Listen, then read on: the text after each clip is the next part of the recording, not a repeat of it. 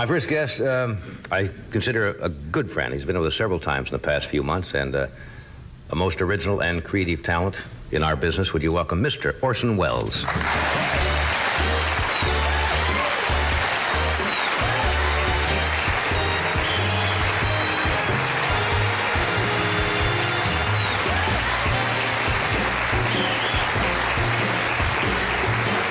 Welcome back. I got to tell you something. I thought about it upstairs tonight. The very first time you were booked on this show, I was really kind of scared. I don't know whether you know that or not. I didn't tell you that because I've always been in somewhat awe of you, and I did not know you at the time. But we'd been on the same stage together, and no harm had come to you. That is true. That is no harm. And I was. And then you were on that show the first night, and everything just worked great, and now it's so great to have you here all the time. Well, I was much more scared than you were, believe me. Oh, come on. Oh, no, sure. That I won't buy at all. Well, of course. Of course, anybody's scared to get out in front of the public. I think it's only the people who haven't done it very long aren't scared. Just now, for instance, they said I was waiting behind the multicolored curtain, and one of the fellows back there says, "Well, this must be like old hat to you." You know, because I've been about 4 times on the show, and old hat. I was, it was just like an opening night. Nervous. I guess performers, no matter how much professional they are, and sometimes the more professional, the more uptight they get. I remember reading, and I found it hard to believe that Helen Hayes at one time, when radio, could not stand at a microphone and read a script. Not true. Is that not true? She did 6, it was under contract. Is there somebody else I'm thinking of? 6 plays a year from me when I had an hour radio show, and she was super professional. She knew radio very well. Then I have the wrong lady, but someone of that stature, somebody like that, absolutely was petrified to stand there with just the sheets of paper. And yeah, a lot of people can't read. You know, reading on radio is another talent. It is. Some people can ad lib and some people can't, and some people can read a script and make it sound like they're making it up, and other people take a long time. Larry Olivier, for example, is a terrible radio actor. But on stage, then? Well, he needs his 3 or 4 days. His first readings are very mysterious. You think, that's Sir Lawrence, is it, you know? That's unusual. Yes, you see. And I had him on the radio several times. And the first time, we had an old radio actor called Ray Collins who came up to him, said, "Didn't I see you on Big Sister?" That was a soap opera, you know?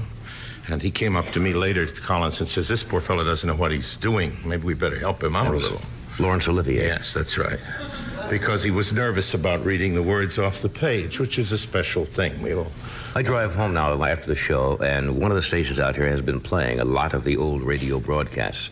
Suspense and a lot of the original comedy shows and drama shows, the Lux Radio Theater. And you realize what a wonderful medium radio really was when it was done well. Dramatically, it was, I don't think there's any medium better, because it, first of all, it did what television doesn't do. It made people listen and pay attention, because as we are talking, the great majority of our public may well be wandering about the room or up to something else. But on radio, they couldn't follow it at all unless they were really following it. That's true, and the imagination really had to take over. And that's why a lot of things on television they could never do as well. For example, I don't think on a television show they could do a really horror or mystery type of thing as well. No, because your own imagination would do it. Because they can't create those special effects that's in the mind all the time when you hear it. Oh, yes. For great days. I had intended to bring a little magical illusion with me, and I put it in the wrong jacket. No magic tonight? So no magic tonight, and I also told myself that I would do what Mrs. Temple used to tell Shirley before every take, and I find I'm not doing it. Do you know what she used to say? No. This is really true. Just as they put that slate on, you know, take number 4, whatever it is, Littlest Rebel. She'd say, "Sparkle, Shirley." Sparkle, Shirley. So that's what I told myself behind the curtain. Sparkle, Orson.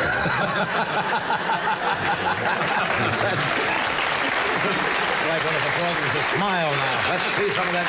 That's funny. I got a couple other things I want to ask you that I wasn't going to get to. That might be fun for the next time you come. I want to. Am I leaving? No. No, you're not while you're sparkling. I want you to get some of those scripts you have and bring them if you have them, and let's show the people how difficult or how unusual it is to read a dramatic thing. And we can do a suspense show here. And set it up, and we'll get the sound effects and actually recreate. But do it seriously. Do it straight. That would be fun. Right. And it'll be very funny. All right, no, it'll be serious. We'll be right back. More sparkling in just a moment.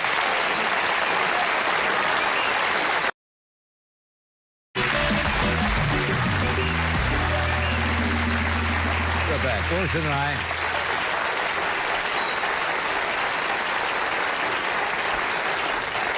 Orson just suggested during the break, the thing would be most apropos would be the Shadow, which you did on radio. Yep. The Shadow. Remember that One of the series?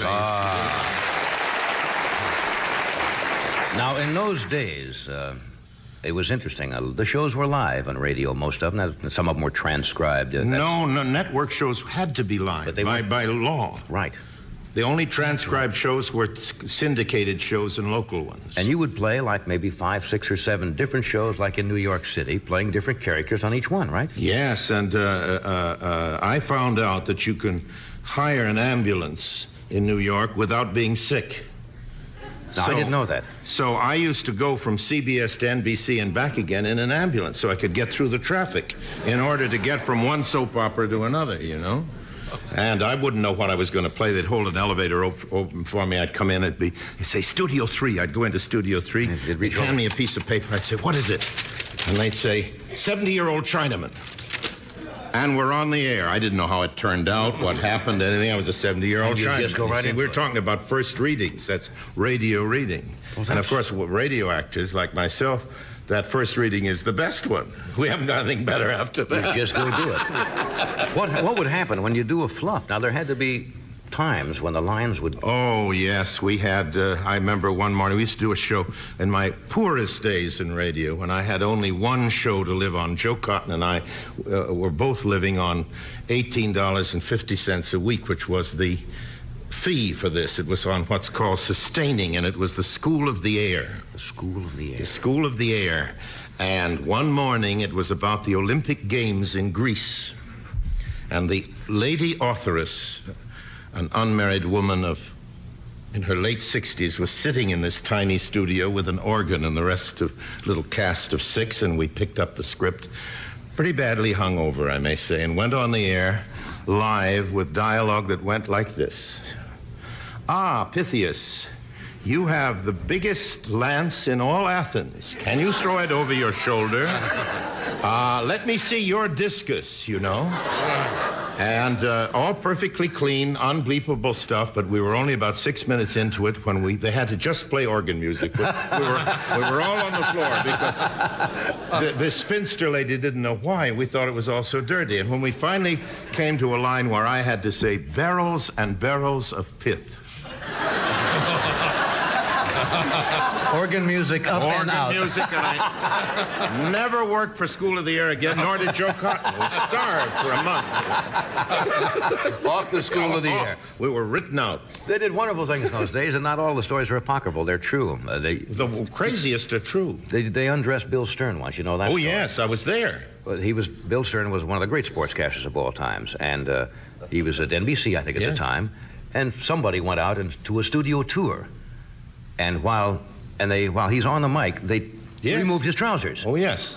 Now, there's nothing he can do. He is on the air. That was Frank Reddick. They're pulling his trousers down, and he's saying, in the meantime, the score on the Browns. Right. They pulled his trousers off. Now they go out into the hall, and there's a studio tour, and say, by the way, you better drop by 8H. Stern's doing the sports. And all these people walked by the window where he was sitting there in his shorts doing the thing. Wonderful things like that. Setting the script on fire was an old device, wasn't it? Yes, and then we used to do a lot of shows in front of an audience, all dressed up in evening clothes. I never knew quite why. Give it a dramatic thing, you know, the Philip Morris hour and things like that. And we had a very dramatic director called Charles Martin, who used to give very dramatic cues, and he was, you know, the Toscanini of the radio directors. So the audience would be aware he's there. And he'd see him in his dinner jacket doing all of this. And I used to repeatedly pretend to drop my script and lose my pages before it came to my time in order to spoil his act. You see, because I'd drop all the pages and we'd all be picking them up saying, oh, that isn't it, must be this, and so on. Then while he was looking away, I'd get the real script out of my pocket, you see. That could be heart attack time. Yeah, heart attack time. But he gave us a rough time during rehearsal, so we felt he had it coming to us. But it was very funny. Sponsors in those days. Over and over again, radio actors would be barred forever, not allowed ever again to work on a show because it was a Camel show and they opened up a package of Chesterfields or something. That's how seriously they took it at that time. Just the package in your hand, blackballed forever. In radio, a medium where nobody could see anything. I remember once when I was in radio in the Midwest, the favorite device there was because we didn't have a news editing staff or anything. We would just, pull it off the teletype, and the AP or UP would come in on the yellow sheets of paper, and the radio announcer, Ed knows this, would tear it off, and you go into the news, and you read what the stories are.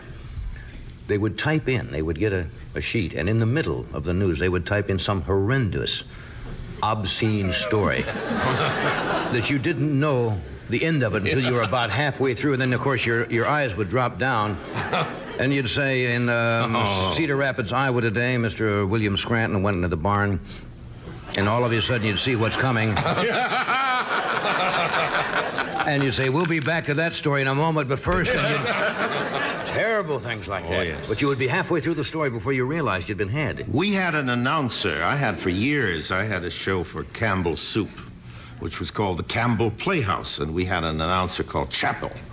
Ernest Chappell. Ernest Chappell had a very earnest and dramatic voice, and he used to rehearse his commercials very seriously, and there was a running line for a year, which was, as sure as you like chicken, you like Campbell's chicken soup. Now, I had been sent by somebody a copy of the Poulterer's Gazette, in which Campbell's Soup was advertising for old roosters. Now, as a matter of fact, roosters make the best soup on very old chickens, but we didn't know that. We thought it was funny. So I had my cast every week in dress rehearsal. While Chappell was saying, you like Campbell's chicken soup, we were saying rooster soup right along with him. And he would say, now, fellows, I'm going to go on the air and I'm going to say rooster.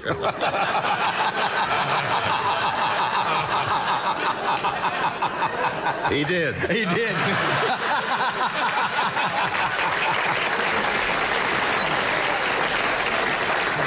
That's what's called is the pre-psyching somebody out until you get them absolutely mad. Now, you know the famous story. This is fun tonight. This is just fun and reminiscing. You know the famous story that George Burns did to Jack Benny? It had to do with Jeanette MacDonald, did it not, Freddie? I don't know it. It's a wonderful story, and it shows you how you can psych somebody out. Apparently, Jeanette MacDonald and her husband threw lovely parties, but inevitably, before the evening was over, somebody would ask Jeanette MacDonald to sing, which she would. If they didn't, she had somebody hired who would. Because she wanted to sing. So George used to say to Jack Benny, 3 days before the party, he'd say, Jack, when Jeanette MacDonald gets up to sing at the party, don't laugh. It would be very embarrassing. He'd call him the next day. Jack, somebody's going to ask Jeanette to sing. I would be very embarrassed if you laughed while she... Sure enough, so they're at the party and somebody says, Jeanette, would you sing a song? And Jack goes right out. It was all over. He was physically unable not to explode with laughter. I know that's true, as it sounds like George for one thing. He was. And Jack also was, you could get him quicker than anybody who ever lived. Was a great patsy for George. Oh, he was one of the only great comedians who really enjoyed other comedians. Right, he did. You do too, but they're so rare, the people, the really good comedians because of that false laugh, if you've ever watched them. Oh, trying to break up. That's right. I used that in Grossingers in 1939. I like your Ernest Chappell reading of the chicken soup. What is that again? It's as sure as you like chicken, you like Campbell's chicken, rooster. Oh, I got another story. I got another one come to mind. Oh, this is more fun. Ed Hurley, one night. I've told a story on the air before. Ed Hurley, who does the Kraft cheese commercials and has for years of the Kraft Playhouse, had the actor Seshua Hayakawa, and they had fit in. He's in the booth. You're in trouble now. No, he's absolutely... And, of course, Ed Hurley has this wonderful rhythm in his voice, and he's just finished how to make this wonderful cheese and send for the booklet and 50 ways to prepare Kraft cheese. And he's in the booth sitting like this, and it's the end of... the credits are coming over the crawl. And Ed Hurley, he says, next week we have the bridges of so-and-so and so-and-so starring that magnificent actor, Seshihai Kawaka. And you heard this, he said, I mean, of course, Seshihai Kuiwa. And now you hear just a little bit of it in the booth.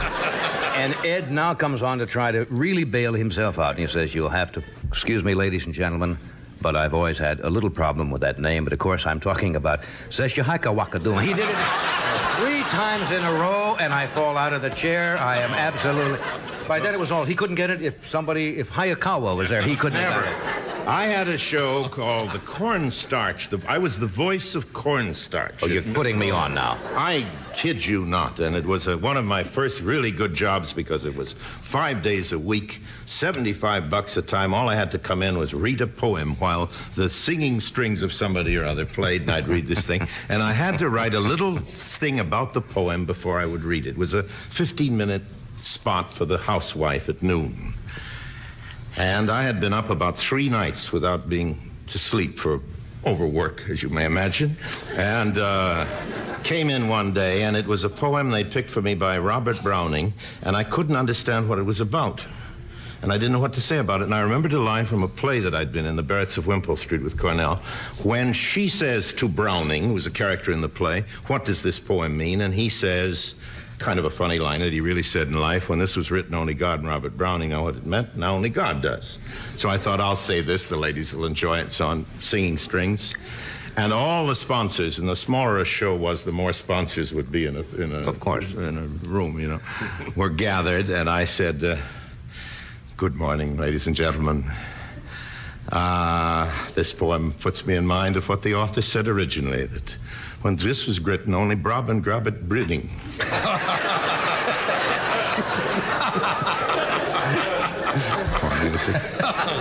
When Grot was written, only Grobbit breeding.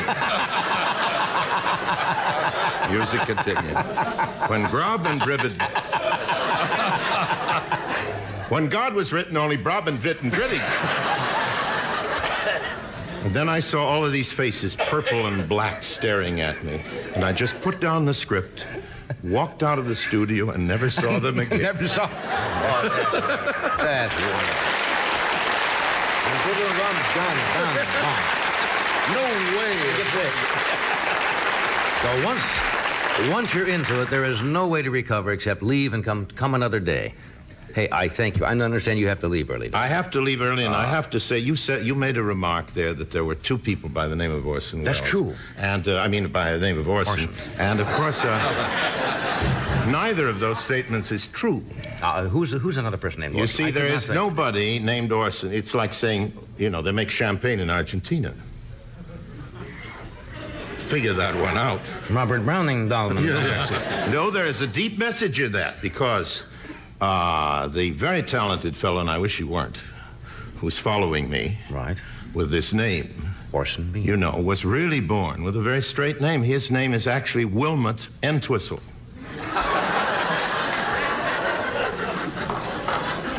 I don't buy that at all. Well, it's a name like that. Ask it. Wilmot Entwistle? It's a name like that. Ask. What happened was, in those days, Bob, you know, they used to use my name on radio just to make people laugh. They used to think Orson was that funny. Orson. And maybe it still is. And this fellow, Wilmot... Wilmot Entwistle? Yes, Entwistle or Bracegriddle, whatever it may be. Deciding at the beginning of his career that since he didn't know any good material, he'd better come out with a funny name. Took up Orson. Invented Orson Bean. Do you know anybody else besides you and Orson Bean named Orson? His name isn't Orson. Well, I mean...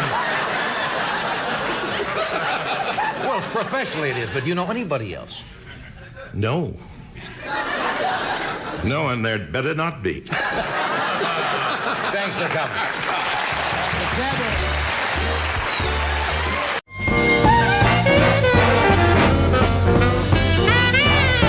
Bomb, bomb. We are back, and we are going to have it.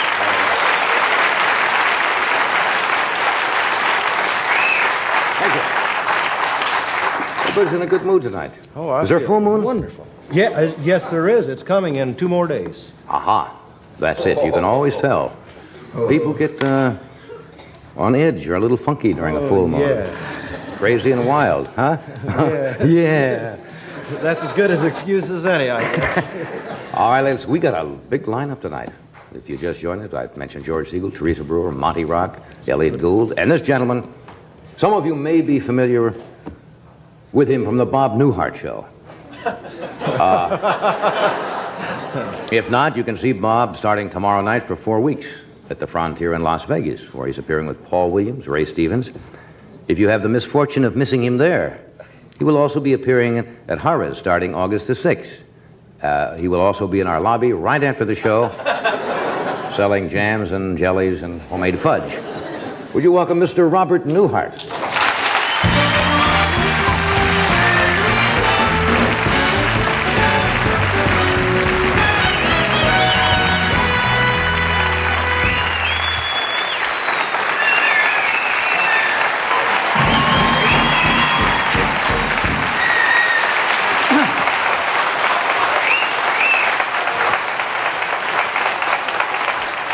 I mean, you made it sound like that's the only reason I'm here is because I'm going to Vegas for 4 weeks with Ray Stevens and Paul Williams and then Harris for 2 weeks. For 2 weeks. You go there after Las Vegas.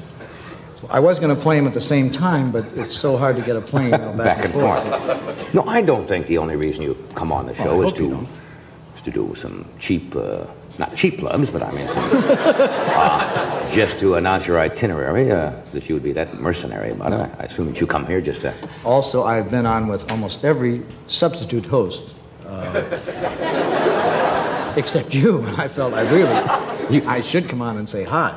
And that's really all I would like to do, is just say hi and leave. And get out of here. That's possible. Now that you've got the plugs out of it. No, I think the least you can do is stay a few minutes and... Well, it's a dog-eat-dog business, John. You know.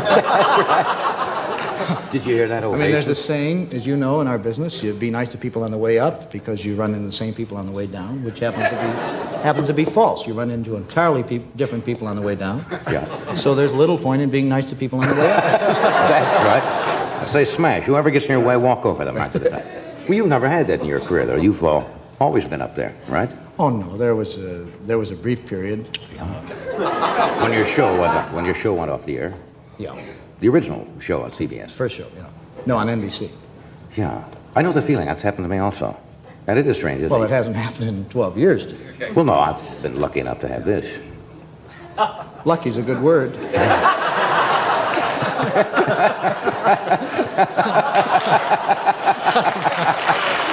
I guess it'll do. We've seen some of the specials, American and myself. I sure wouldn't leave this spot. No, I got it made. Some people, it's like a game show MC. I mean, you're destined to do one thing the rest of your life, and this is pretty much it for you. At least you don't ring a bell and run over and say honk and do a horn thing. I mean, you know. Did you ever do a game show? Never had one of those, huh? No. I was offered one during that twilight or the valley of my career, which was not that bad. It beat being an accountant. That's right, which you used to be. Which I used to be, yes. That's why I said it beat. Do you still keep your own books? I mean, no, I really good don't. Enough to, I'm really not that good at it. I wish I were. It is so involved. I try to nod. I have an accountant, and he explains to me about, I don't know, tax things, and I try to nod knowingly, but I have no idea what he's talking about. It's like a foreign tongue. Yeah, I'm not good at that either. You mentioned you're working with Ray Stevens and who... Well, I'm doing 2 weeks with Paul Williams and then 2 weeks with Ray Stevens. You usually go on with a pretty girl singer, don't you? Yes, I worked with Teresa, who's on tonight. Oh, she's sensational, like her. I worked with Paul before. I've never worked with Ray before. I'm looking forward to it. I'm not... they're kind of... well, at least Ray is country and western, which I'm really not... I'm not into that. Don't you dig that? Well, I enjoy it. I just... I don't understand people. I'm from Chicago, but I have relatives from Kentucky. I don't understand people at all from Louisiana and Georgia. I have no idea what they're talking about. Don't understand anything. I was in the Army with a guy named Gusso Broussard from That's got to be Louisiana. Campty, Louisiana. And Was he a Cajun? Cajun, and we had the bunk next to each other, and every day he'd wake up. He spoke to me for 2 years in the Army. To this day, I haven't the slightest idea what he was saying. That's funny you mentioned that because I said Cajun right away because I used to know a fellow because I was stationed for a while in Jackson, Mississippi, and I had a guy, I hadn't heard from him in 20-some years, Manu Arsenault. Manu, well, he's probably a good friend of Gus's. Gus's Broussard, the same thing. And they do have a rhythm in the speech that is... Well, he would say, Drill, dogs, middle, rest, and you say, damn right, Gus, boy, that's so true. Everybody's doing that. Wow. Stay on, it sounds like a tape going backwards or something. If he had been Paul Revere, we would still be under British rule. He would have written through Boston. Like, Bell Jones, my rail, Jim Bell, yeah. What?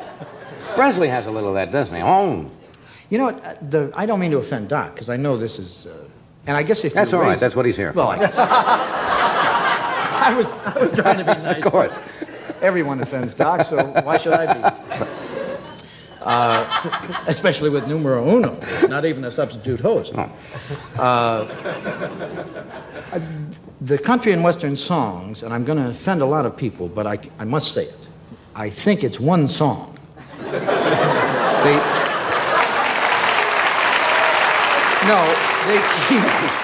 They changed the title, but it's the same song. The dog died and the wife left, and I'm so lonely, and yeah, and that's... You are lonely. Look out now. What? You must get in. We may have a hit right now. No. Just what we did. We just keep doing is, then a cup of coffee, railroad. You get those in. If you get railroad shack, cup of coffee, or prison in the song. So if you said, hey, a cup of coffee, railroad track going by prison farm, you got a hit. Look out! Look out! Wow, she left me.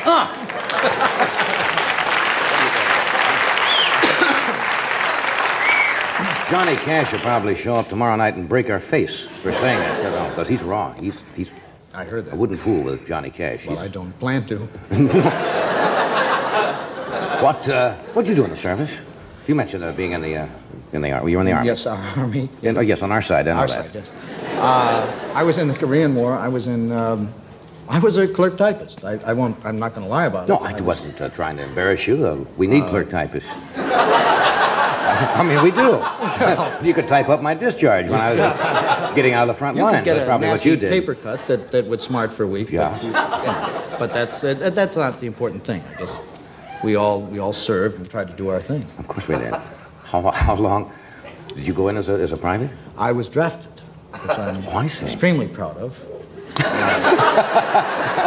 They came and got you, is what you're trying to say. They came and got me, and 2 years later, I left. And as I was leaving, they followed up my number. It was 5-6 instead of 5-5. And I was afraid to say anything for fear that there's some remote regulation that if they follow up your number, you can spend 2 more years in the Army. So I didn't say a thing. It was not one of my... looking back, as I think World War II, most people, it was a marvelous experience. I'm glad I did it. But I hated every minute of it. Didn't care for it. Didn't care for it. During the Korean War, it was not the one that all the people voted the benefits down on. That's the one I was in. You got no benefits? You were in the big one. Yes, you're right about that. That was in the paper. Yeah. I'll read the big one. Did you go to school on the GI Bill when you got out? Yes. I didn't know. Well, you got that then. Yeah, we got that. Bunch.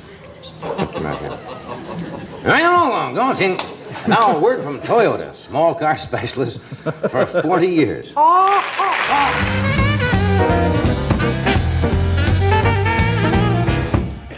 We are back.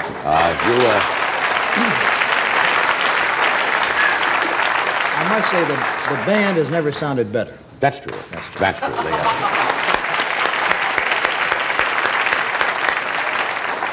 You mentioned now you've been here when somebody's been sitting in as a guest host. You haven't hosted here for a while. No, I haven't. I did it for a while, as you know. Yes. And it's. I'm not going to go through that whole thing about how tough it is, but it is an extremely tough job. I was only there for 3 weeks, so to be there for a long time is really. You have my admiration. I'm not going to bore people with that. Well, you're not boring me.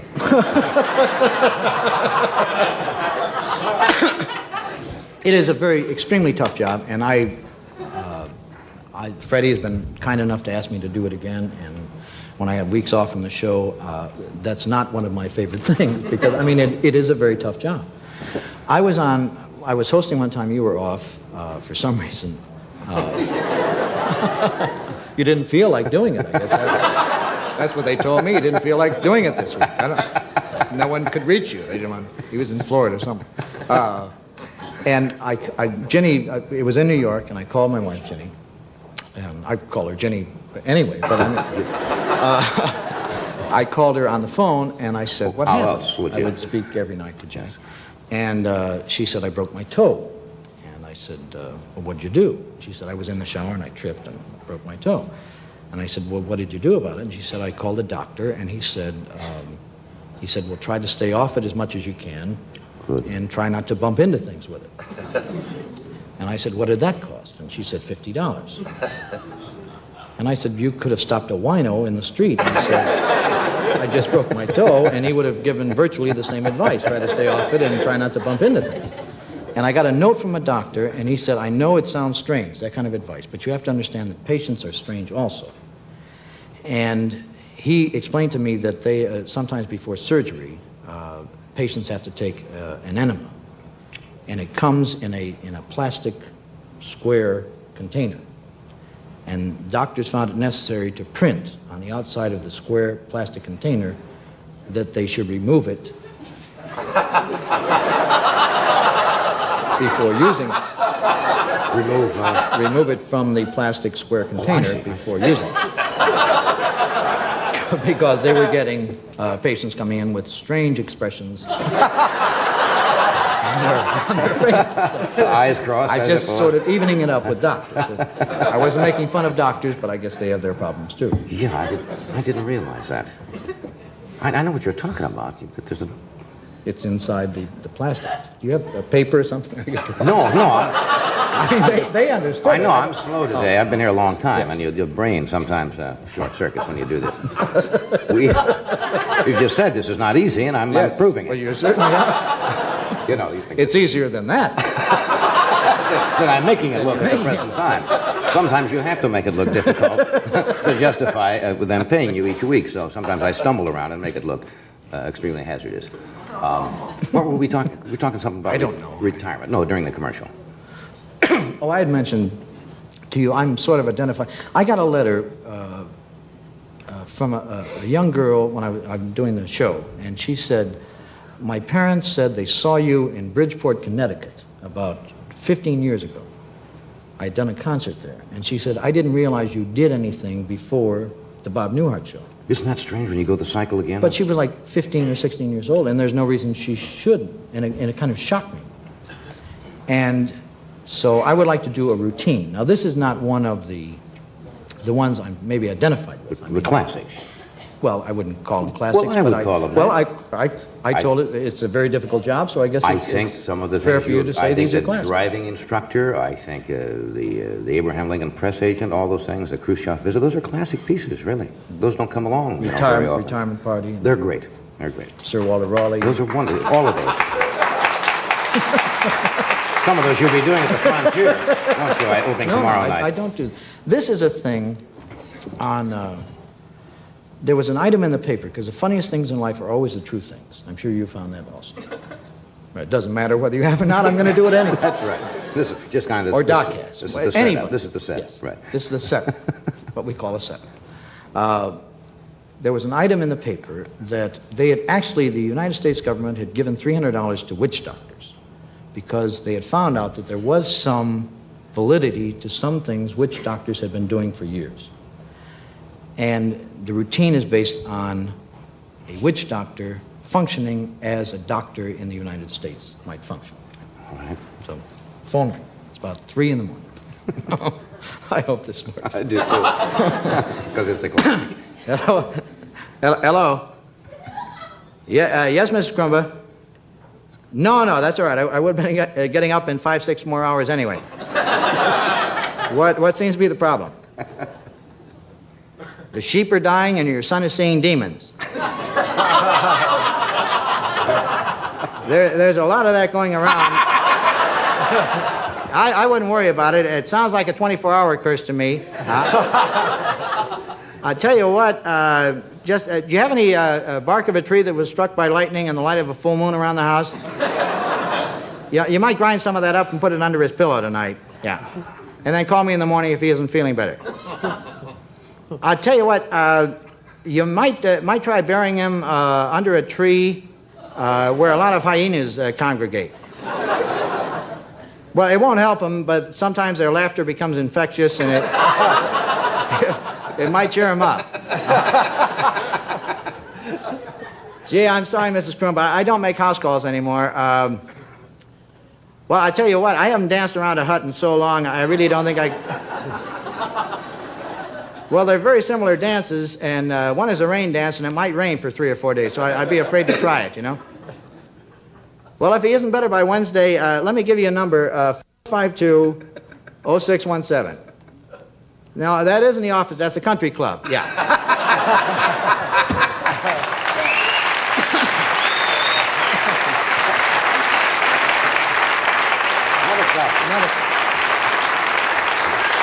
That's funny. Funny premise. We'll be back. We have a word here, and then stay with us. George Siegel will join us, Elliot Gould, Teresa Brewer, and Monty Rock.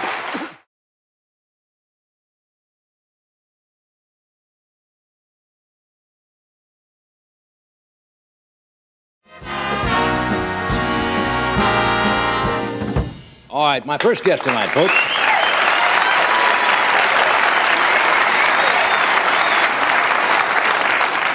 My first guest tonight was called the Shirley Temple of Czechoslovakia because of her, that's true, because of her success there as a child star. Now, I understand when President Reagan visited Chicago in June, she performed for the president, and the local media in Chicago was so taken by her that they started an actual campaign to get her booked on The Tonight Show. We actually got this tape you're going to see from PM Magazine, and this was part of the effort. We'll show you this. Watch the monitors here. People say, Vlasta, you can get any higher than that, than playing for President of the United States. And I said, yes, but there's higher thing. I said, you know what's my dream is? I gotta get, and that's my wish, on Johnny Carson. Here it is, the one, the only, Johnny Carson polka. Let's welcome Vlasta. Come on, folks, and hear me out. What I have to say is all about your home. Johnny Carson is his name. Chicago Radio's Jeff and Jer have made Tuesday Vlasta Aid Day on their WFYR-FM morning show. The phones jam up with callers who pledge signatures on petitions to send to The Tonight Show. We will never give up. If this takes 10 years, we are going to get this woman on The Tonight Show somehow or another. She's just so genuine. You really want to pull for her. You really want to see her on there. And it'll really be a victory for everybody. So the response has been incredible. Well, folks, I'm here to tell you...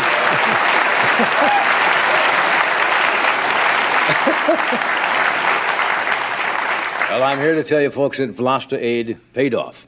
Would you welcome, please, the international queen of polka, Vlasta.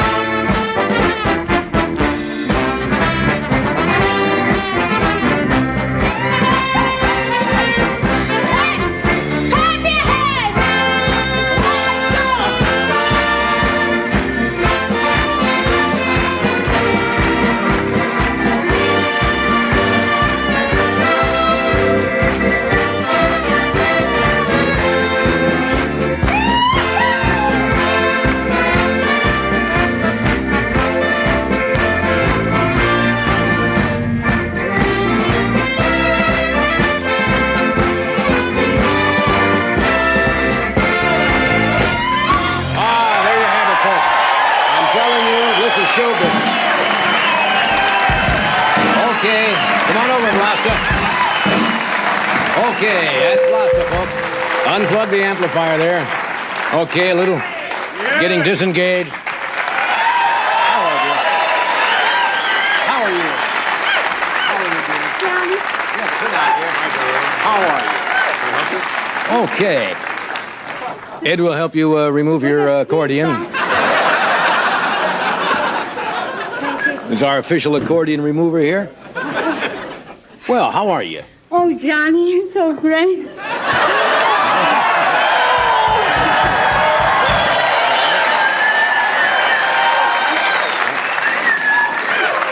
come on now. I don't want people to think I booked you for any, sexual reason.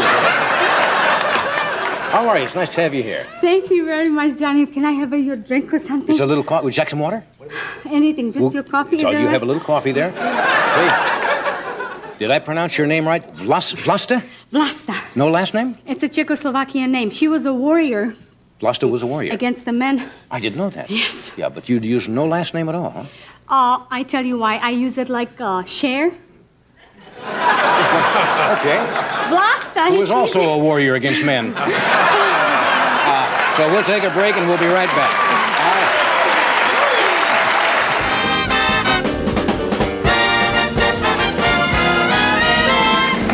Okay, we are back. If you just joined us.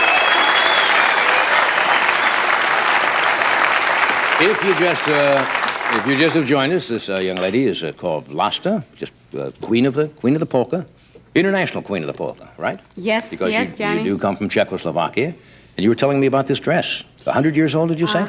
I want everybody to see it. Good. All right. Very pretty. It's a costume. It's my mother brought it from the Museum of Did she? Czechoslovakia. That's very lovely. Is there a king of polka? Yes, Frankie Yankovic. Frankie Yankovic, you're right. Frankie Yankovic. You know, when I worked at WOW in Omaha, Nebraska, I announced the polka parade at 6 o'clock in the morning. Did you know a guy playing polka called Whoopie John Wilfert? I've heard of him, too. Yeah, right? Yes. Right. That one I remember. Yes. And his band will play. What? Whoopie John will fart and his band will play. That's right.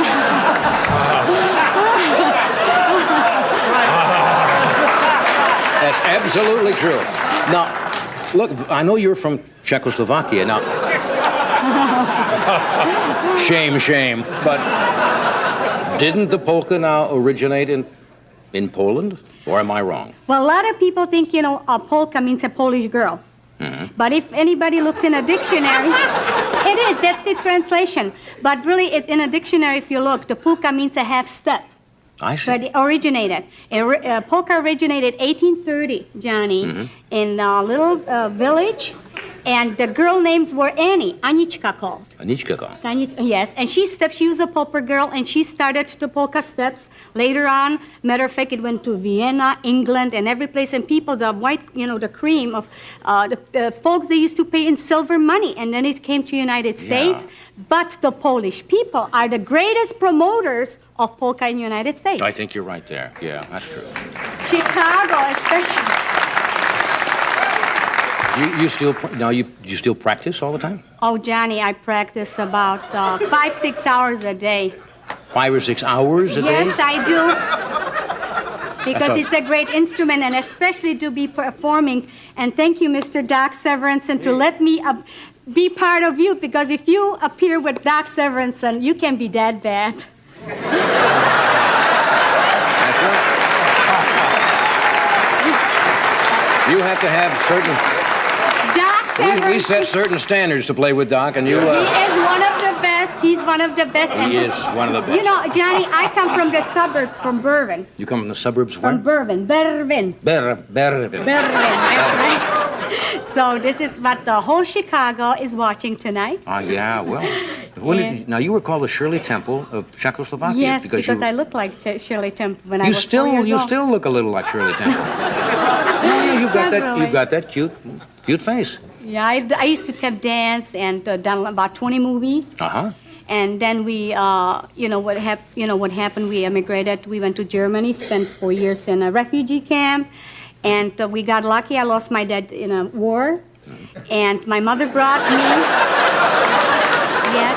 I think what they don't mean to laugh and be cruel. It doesn't. Because, no, what you said we got lucky, and then you said the next thing was we lost our dad in the war. That's right. We're lucky to emigrate to They were United not being unkind States. at all. And we got lucky to When you say we, is your husband? No, my mother and 2 little children. You do have a husband, though, right? Yes, and I got married when I was 16. 16? Yes. Does he listen to you practice? Oh, Johnny, I tell you. See what happens? I come up with these tunes, and probably Mr. Doc Sorensen knows how this works. You get an idea, and doesn't matter it's afternoon or night. Sometimes I wake up at night at 2 o'clock in the morning, and I come up with a tune, so I pick up accordion, I wake my husband up. I says, Johnny. At 2 o'clock, you wake your husband and play the accordion? Is that true?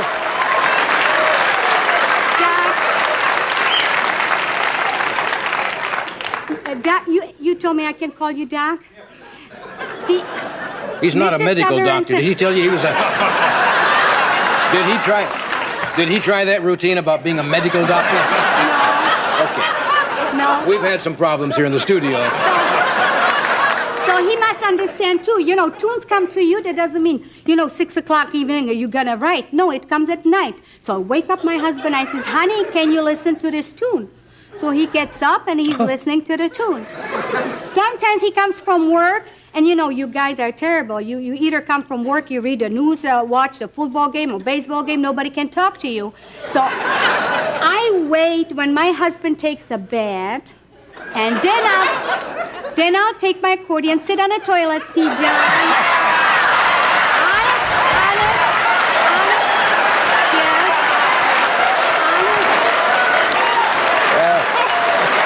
I'll tell you, any marriage that can survive a husband taking a bath and a wife sitting on a toilet seat with an accordion is a strong union.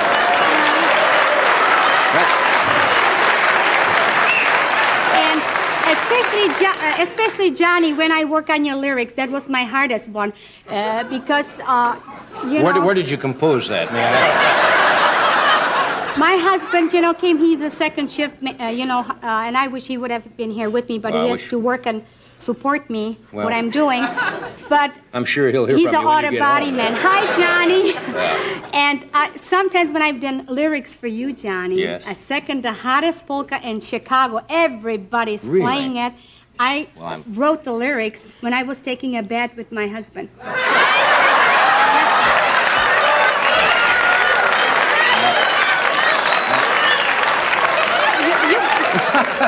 Did you have the accordion in there with you at the time? No, because my husband's name is Johnny. Ah. And this is what it is, so I practice on him and try to on you. I'm honored and flattered. Is this the number you're going to do for us, the next one? So I would like to say, Johnny, I wrote this song especially for you. And I want to say thank you for Doc Sorensen to help me out, make a great arrangement. Not anybody can work with Doc. And he's the top #1. And his band.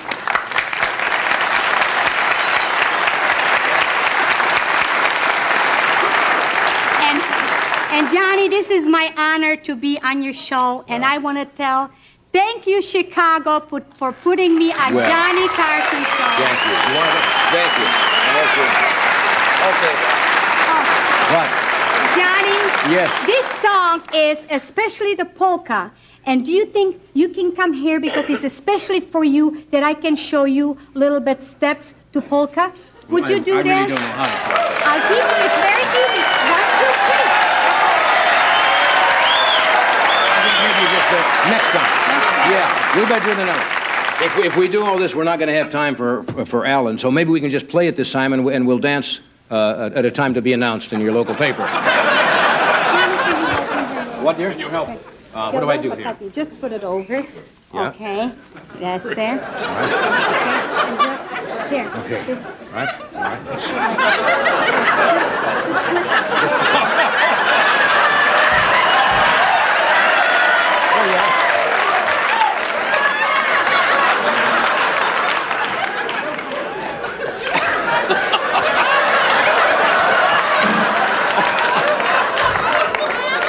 That's a very dangerous instrument. No. We've talked long enough.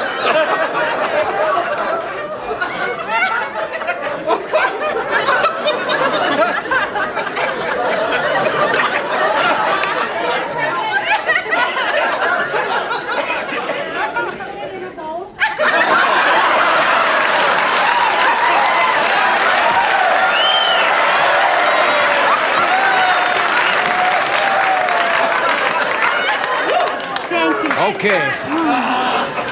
Get that thing cooking.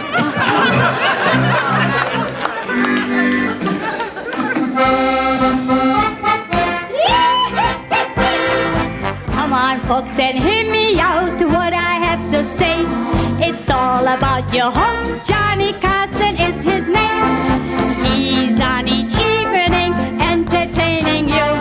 Yes, on tonight's show, he may dance polka too. Johnny, come on, dance with me. I'll teach you the polka. It's lots of fun, you'll see. Johnny, oh Johnny, it's just 1, 2, 3. You'll feel great all over if you do the polka with me. Yeah!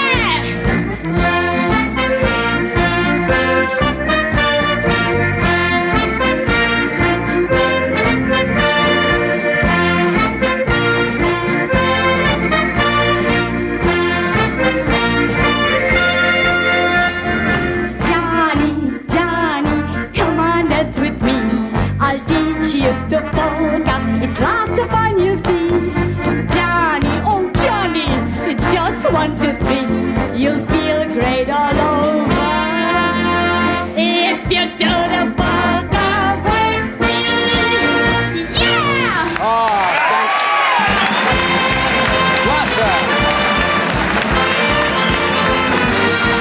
thank you, Laska.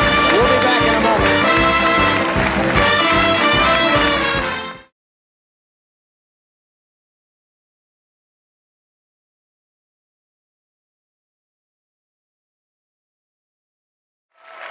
You know what? What? I should really put you on the spot. Why? Because you'd never say no to me about anything. And you might have told Martina no to come up to the tennis. Yeah. But I think next year you ought to come up to the Aspen Club and do that. It's for good charity. I know it is. She's got a charity for children and the mental health. I wanted to come there. I had something else that weekend. Right? What do you mean you had something else? How could you? I had another engagement. All right, now you got a year notice. Okay. Would you come? Sure. That's it. Martina, John will be there next year. That leaves me out. Anyway. I've been hornswoggled, folks. Yeah. Or snookered or whatever. Anyway, I'm going to tell you 3 animal stories. Animal stories. All right. Yeah, okay. The first one is a guy's driving a car, and he's going about 40 miles an hour, and he looks out, and there's a chicken running alongside the car. And he looks, you don't believe a chicken, and he goes a little faster, and he looks, the chicken got 3 legs. See, now he hits 55. He don't go more because they hadn't passed the law yet that certain places you can go 65. 55, the chicken shoots in front of him, cuts in front of the car, runs up an alley. This is also farmer stories. Yeah. Yeah. He runs up the alley. Guy turns around, goes up the alley. Farmer standing with a bib overalls. Can I help you? He says, yeah. A chicken with 3 legs was going so fast that he passed my car, run up in your alley. He says, I know that. That's my chicken. I raise 3-legged chickens. He says, why? He says, do you like a drumstick? I do. Does your wife like a drumstick? She does. Or perhaps you have a guest. Maybe Ed comes over and likes a drumstick. Gee, I never thought of that. How do they taste? He says, we don't know. We never caught one.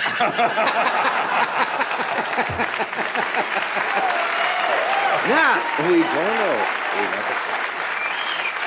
A woman from the city goes to the country and she's at a farm.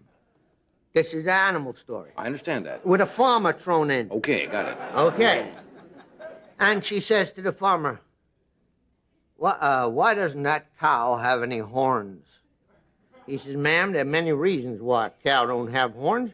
Now, some are a hornless breed, like Angus. They're a hornless breed. Some, they get old, we've been milking them, and after a while, they get sensitive to the touch, and they don't like it. And their horns, they can be a little rambunctious. We cut the horns off. It's no pain to the animal, And some, when they're just calves, we don't want them to have horns, and we put a few drops of acid where the horns would form, and there are no horns. But the reason that that cow don't have any horns is because it's a horse.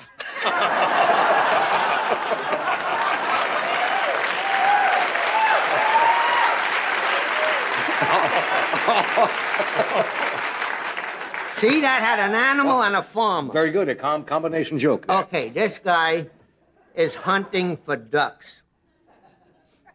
He's not the farmer, and he's not the animal. The duck is the animal. All right. Fing! Shoots a duck. The duck falls. A lot of you people want to conserve ducks, and you worried it's only a joke. The duck didn't really die. And you conservationists, I'm sure you're all pure vegetarian and don't eat meat or anything like that. And you're so worried, I hope a butterfly flies up your nose and you choke to death. So now, just a passing thought. Oh, and I hope afterward the butterfly escapes. So, laser cocoon right in your brain, and I can't think of anything but webbing. So, now this guy shoots a duck and it falls and hits a barn and goes into a guy's yard. So this guy he climbs over the fence and he goes into the yard and he's trying to get this duck. And this farmer come out, big guy, bigger than the guy with the chickens. Big guy. He says, "What are you doing in my yard?" He said, "I come to get the duck." He said, "That's my duck."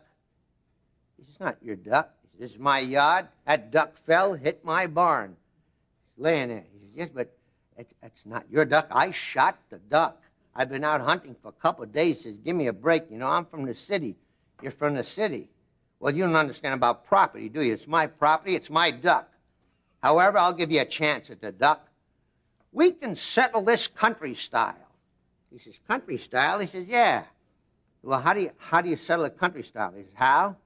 I kick you in the groin." The guy said, "Oh." "And then you kick me in the groin. And we take turns kicking each other in the groin. Who's ever left keeps the duck." The guy said, "Well, if that's what I gotta do." The farmer says, "I go first," and he hauls off. Wham! And the guy goes, "Ha ha!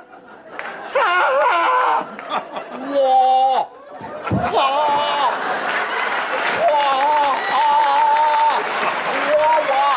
Nina, Nina, Nina, na, na, na. Whoa! Oh! Oh! Oh!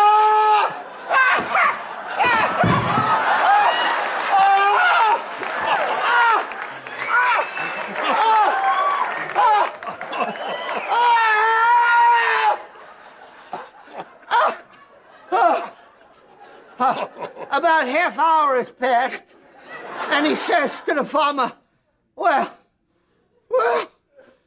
I guess it's my turn."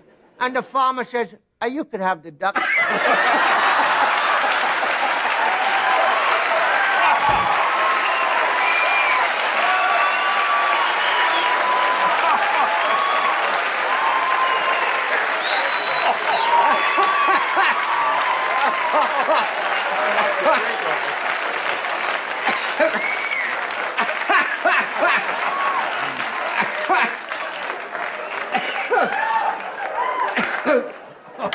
That is First time I ever see a duck have a drink. God, that's a funny story. You can have the duck. John, look at this. Oh, yeah, all over. It's so nice. But I went out and got a new suit. Wasn't it worth it? Wasn't it worth it for that laugh? No, Oh, John, come on it's now. not worth it. You know what they charge to clean a suit now? A lot more than you pay for this show. I'll tell you. Oh, we got to do a commercial. We'll be right back. They give me That's here. right. Look at Stay this. where you are.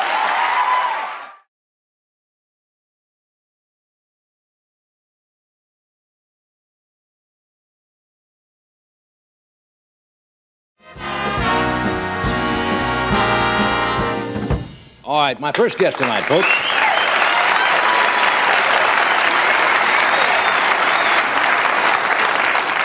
My first guest tonight was called the Shirley Temple of Czechoslovakia because of her, that's true, because of her success there as a child star. I understand when President Reagan visited Chicago in June, she performed for the president. And the local media in Chicago was so taken by her that they started an actual campaign to get her booked on The Tonight Show.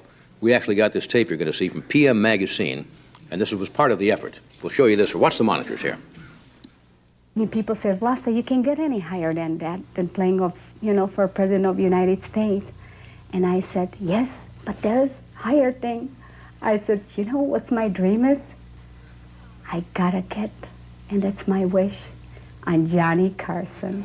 Here it is, the one, the only, Johnny Carson polka. Let's welcome Vlasta. Come on, folks, and hear me out. What I have to say is all about your host. Johnny Carson is his name. Chicago Radio's Jeff and Jer have made Tuesday Vlasta A Day on their WFYR-FM morning show.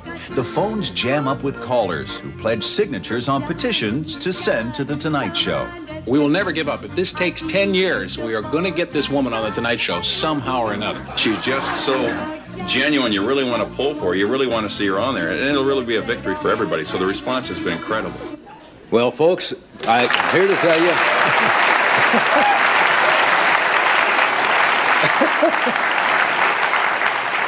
Well, I'm here to tell you, folks, that Vlasta aid paid off. Would you welcome, please, the international queen of polka, Vlasta.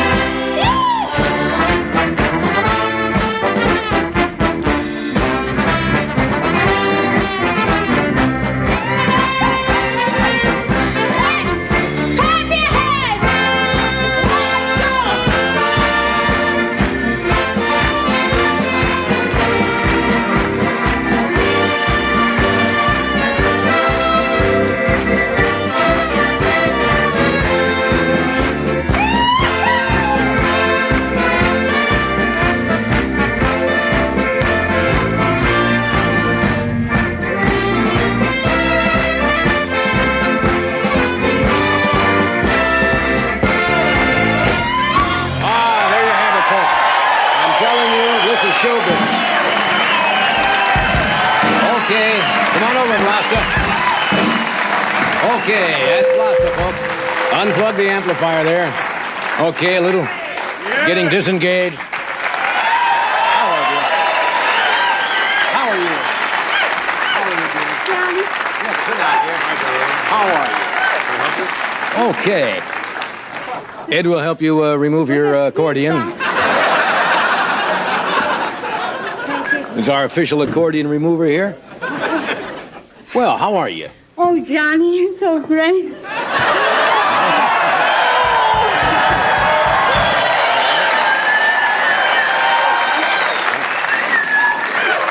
come on now. I don't want people to think I booked you for any, sexual reason. How are you? It's nice to have you here. Thank you very much, Johnny. Can I have your drink or something? It's a little coffee. Would you like some water? Anything, just your coffee. So you have a little coffee there. See? Did I pronounce your name right? Vlasta? Vlasta. No last name? It's a Czechoslovakian name. She was a warrior. Vlasta was a warrior? Against the men. I didn't know that. Yes. Yeah, but you'd use no last name at all, huh? I tell you why. I use it like Cher. Okay. Vlasta. Who was also a warrior against men. So we'll take a break and we'll be right back.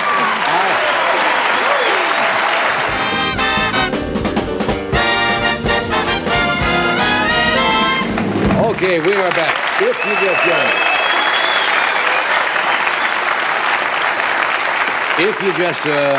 If you just have joined us, this young lady is called Vlasta, just queen of the polka, international queen of the polka, right? Yes, because yes, Johnny. you do come from Czechoslovakia, and you were telling me about this dress. 100 years old, did you say? I want everybody to see it. All right. Very pretty. It's a costume. It's my mother brought it from the museum of Did she? Czechoslovakia. That's very lovely. Is there a king of polka? Yes, Frankie Yankovic. Frankie Yankovic, you're right. Frankie Yankovic. You know, when I worked at WOW in Omaha, Nebraska, I announced the polka parade at 6 o'clock in the morning. Did you know a guy playing polka called Whoopie John Wilfert? I've heard of him, too. Yeah, right? Yes. Right. That one I remember. Yes. And his band will play. What? Whoopie John will fart and his band will play. That's right.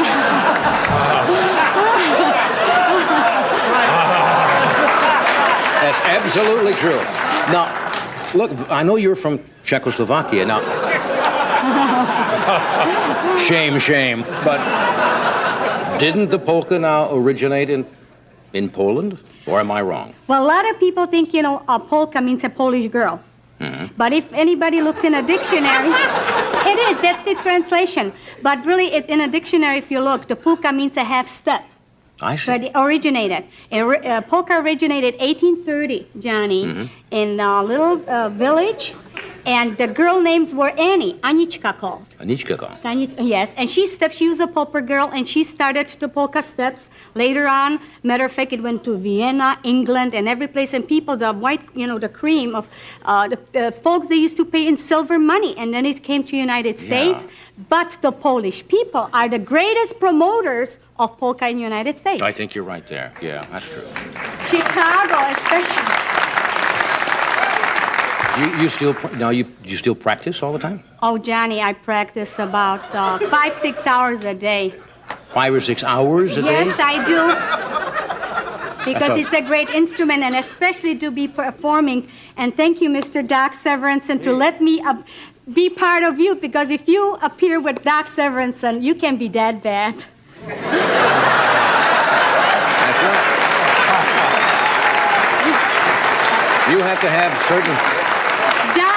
We set certain standards to play with Doc, and you... He is one of the best. He's one of the best. He is one of the best. Johnny, I come from the suburbs, from Berwyn. You come from the suburbs where? From Berwyn. Berwyn. Berwyn, that's right. So this is what the whole Chicago is watching tonight. Yeah, well... Now, you were called the Shirley Temple of Czechoslovakia. Yes, because I look like Shirley Temple when I was 4 years old. You still look a little like Shirley Temple. You've got that cute face. Yeah, I used to tap dance and done about 20 movies. Uh-huh.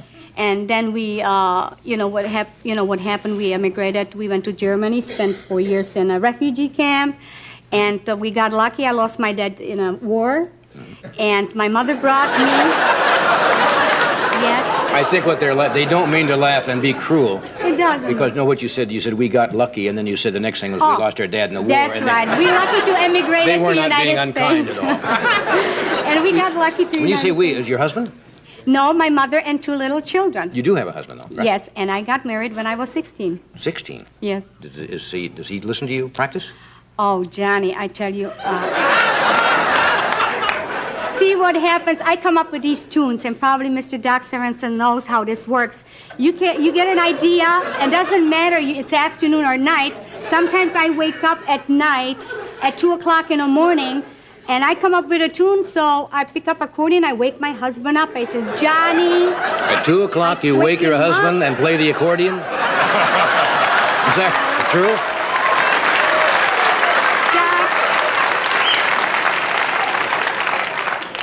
Doc, you told me I can call you Doc?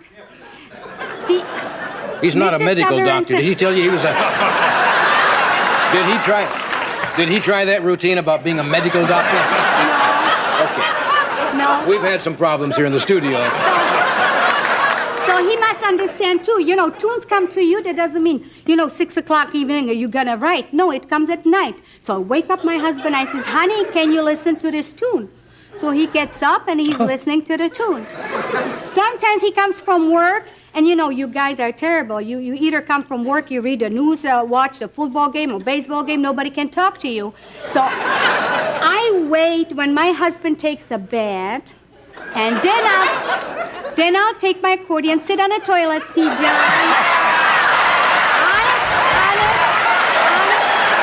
yes. Well, I'll tell you, any marriage that can survive a husband taking a bath and a wife sitting on a toilet seat with an accordion is a strong union.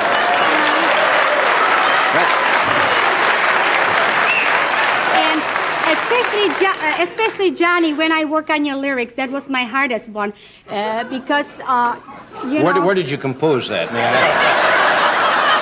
My husband, came. He's a second shift, and I wish he would have been here with me, but he has to work and support me, what I'm doing. But I'm sure he'll hear from you. He's an auto body man. Hi, Johnny. Yeah. And sometimes when I've done lyrics for you, Johnny, yes. the hottest polka in Chicago, everybody's playing it. I wrote the lyrics when I was taking a bath with my husband.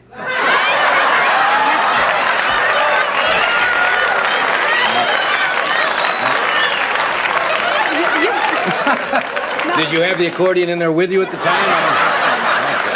No, because my husband's name is Johnny. Ah. And this is what it is, so I practice on him and try to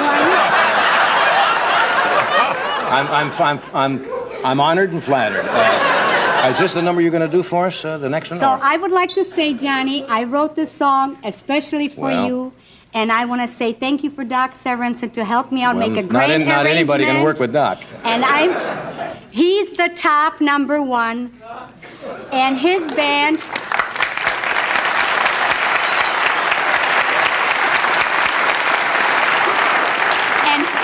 And Johnny, this is my honor to be on your show. And I want to thank you, Chicago, for putting me on Johnny Carson show. Thank you. Thank you. Okay. What? Johnny, yes. This song is especially the polka. And do you think you can come here because it's especially for you that I can show you little bit steps to polka? Would you do that? I really don't know how to polka. I'll teach you. It's very easy. 1, 2, 3. I think maybe just next time. Yeah, we better do it another. If we do all this, we're not going to have time for Alan. So maybe we can just play it this time, and we'll dance at a time to be announced in your local paper. What, dear? Can you help? What do I do here? Just put it over. Yeah. Okay. That's it. All right. Okay. And just, here. Okay. This. All right. All right.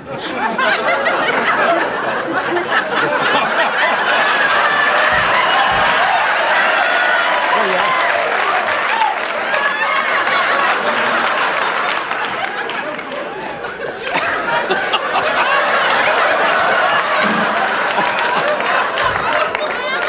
That's a very dangerous instrument.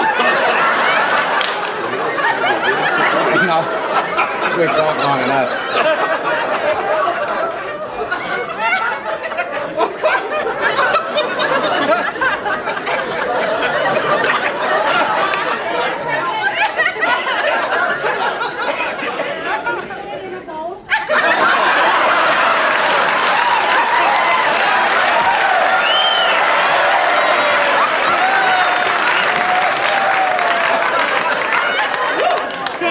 Okay.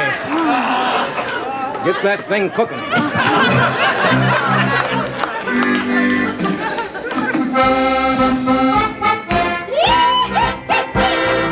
Come on, folks, and hear me out what I have to say. It's all about your host, Johnny Carson is his name. He's on each evening entertaining you.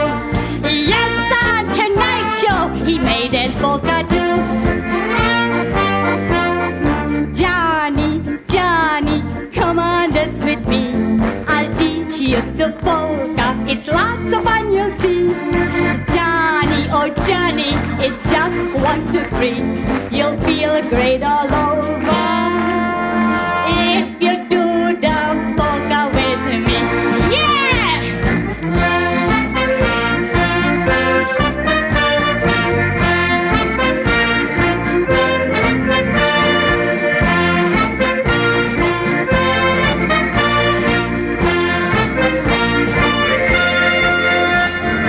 Johnny, Johnny, come on, dance with me.